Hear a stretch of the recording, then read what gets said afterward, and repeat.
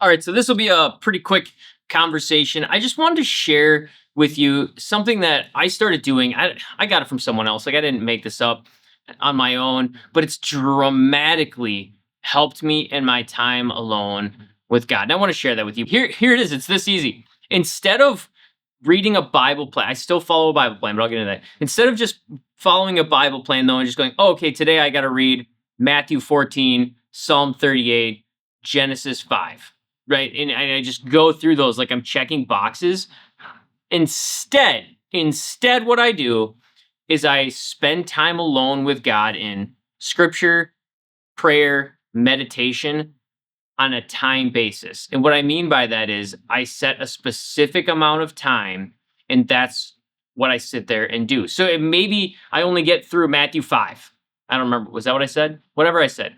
Maybe I only get through half of my plan for the day. But that's probably then because I either got caught up in prayer or I got halfway through Matthew and I was like, oh my gosh, I just need to like meditate on that, or I just need to pray on that, right? And then all of a sudden I've reached the time limit. And here's why this matters for me, right? And there's all, if you search like whatever Bible study tips or how to read the Bible or any of that stuff on YouTube, there's so many different tricks and tips and hacks and all this. A lot of it's just random crap, quite frankly.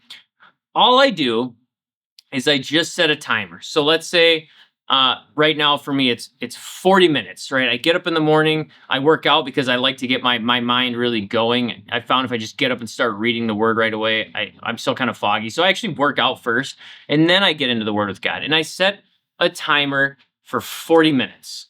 And I'm like, it's that simple. For the next 40 minutes, I'm going to be alone with God. No one else, no other emails and conversations and things. I just want that 40 minutes alone with God. And that has helped me dramatically because I'm no longer feel like I'm checking a box as I do with the reading plan. And here's the kicker. I actually still follow a reading plan. I follow currently McChaney's Bible in a Year reading plan, but I don't hold myself to it at all. It just kind of helps me keep track of where I'm reading. I don't hold myself to it at all.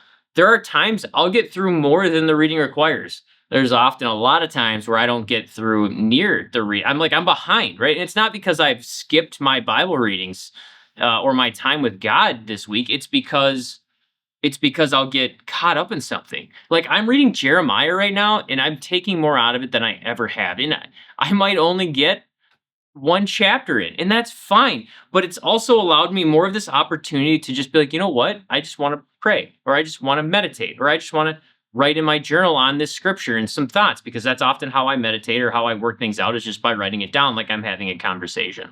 So I don't know if that'll help you or not. I think it's worth trying if you're stuck in this place where you're like, I just feel like I'm checking a box, or I just feel like, I'm not going deep enough. What this has allowed me to do is really just focus on the time with God. These 40 minutes, I'm focusing on that time with God. And maybe I'm just throwing that's an arbitrary time, right? Maybe for you, you don't do it every day. Just start off with 10 minutes. For 10 minutes every day, I'm going to be alone with God. And I might start by reading. I might start by prayer. I would always start with prayer, even if it's really short, just to go to God and at least ask him to help, edify the time you're spending with him. But then, take it however you want. Start reading. Maybe you get through a chapter. Maybe you get through one verse and you're like, oh my gosh, that's amazing. Oh, God's really just, wow, the scripture is alive. That really stood out to me. I need to write on that. I need to pray on that. I need to reflect on that, whatever it may be. I think for some of you, you might find this works very well. For others of you, maybe you already have a great plan. If it's working and you're feeling close to God and you're learning, you're growing, you're being sanctified, maybe don't change anything. All right. That's all I got. Later.